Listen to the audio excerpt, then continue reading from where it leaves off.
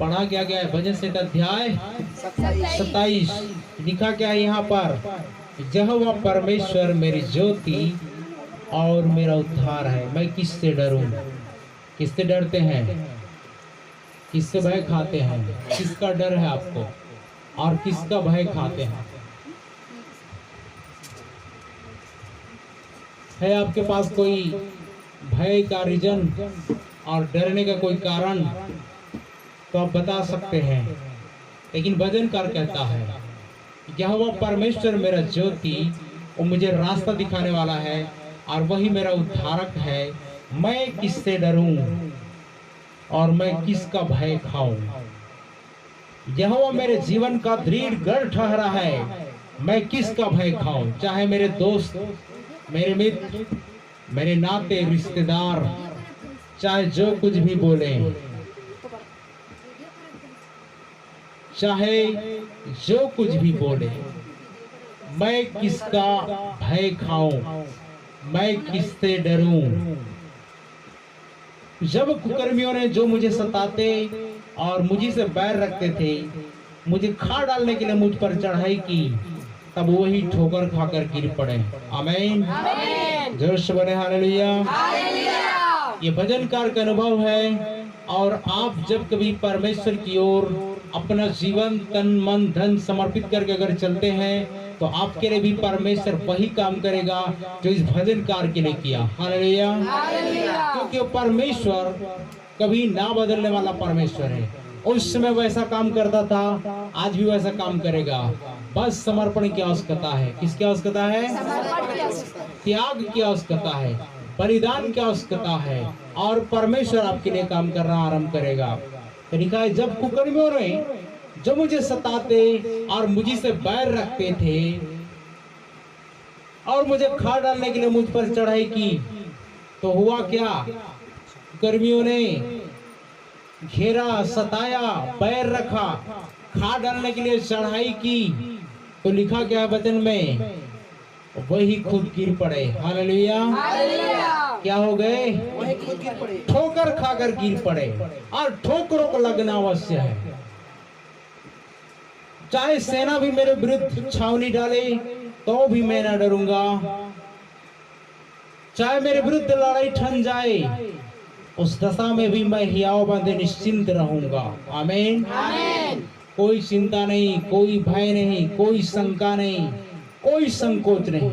चाहे सेना भी, भजन कर कहता है, चाहे सेना भी मेरे विरुद्ध छावनी डाले अर्थात मारने के लिए घेरे, तो भी मैं न डरूंगा। चाहे मेरे विरुद्ध लड़ाई ठन जाए। क्या ठन जाए? अगर लड़ाई भी ठन जाती है तो भी उस दशा में भी मैं हियाव बांधे निश्चिंत रहूंगा, बिना चिंता का, बिना टेंशन कराऊंगा। आमीन। क्योंकि भजनकार का ऐसा अनुभव है कि परमेश्वर पर भरोसा इतना दृढ़ किया कि इन सारे सिचुएशन से गुजरकर परमेश्वर के अद्भुत चमत्कार को उसने देखा। और कहता है एक बार मैंने मांगा है यहोवा से, उसी के यत्न में लगा रहूंगा। कौन सा वर मांगा है? जीवन भर यहोवा के भवन में रहने पाऊं, जिससे यहोवा की मनोहरता पर दृष्टि लगाए रहूं और उसके मंदिर पर ध्यान क्या करूं। कई लोग न जाने घोड़े, गाड़ी, बंगला, अन्य चीजों को मांग करते हैं, लेकिन याद रखिए आज के इस युग में ये सारा चीज काम आएगा क्या?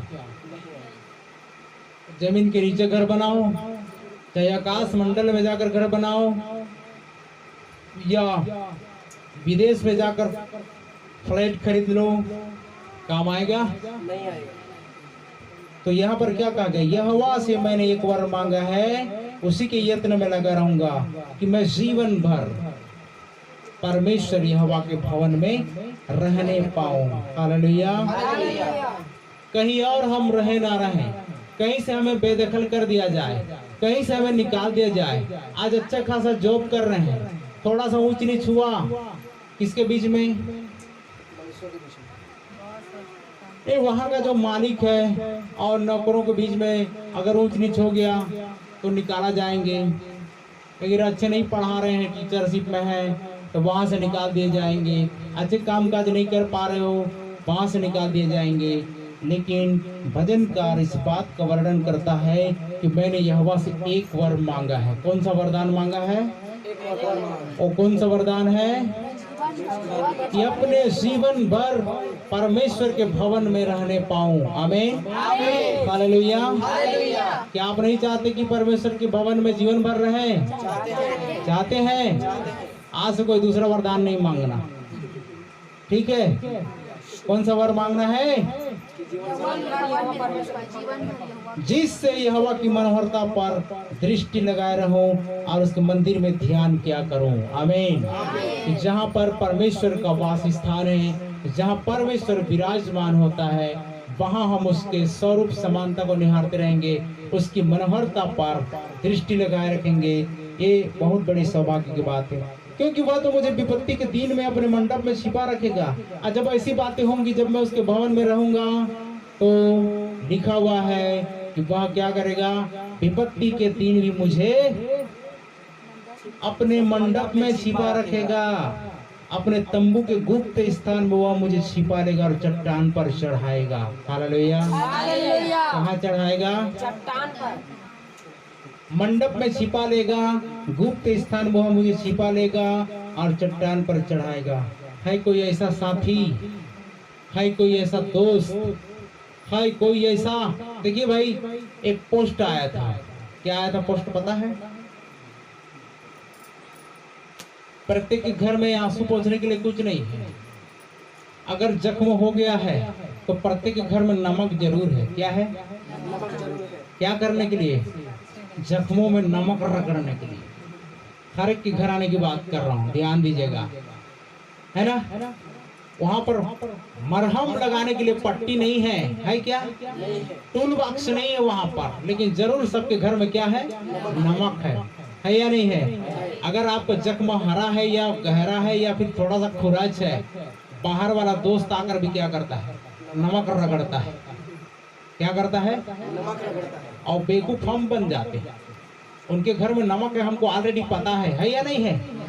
तो क्या करेगा? मेरे जख्मों में मरहम पट्टी करेगा कि नमक रगड़ेगा?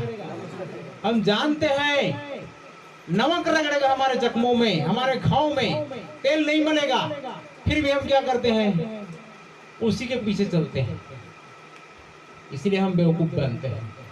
तो आपसे नहीं बनना। अब मेरा सिर मेरे चारों ओर के शत्रुओं से ऊंचा होगा, क्योंकि यहोवा अपने तंबू में जब हमको क्या करेगा? छिपाएगा, गुप्त स्थान में रखेगा। तो लिखा हुआ है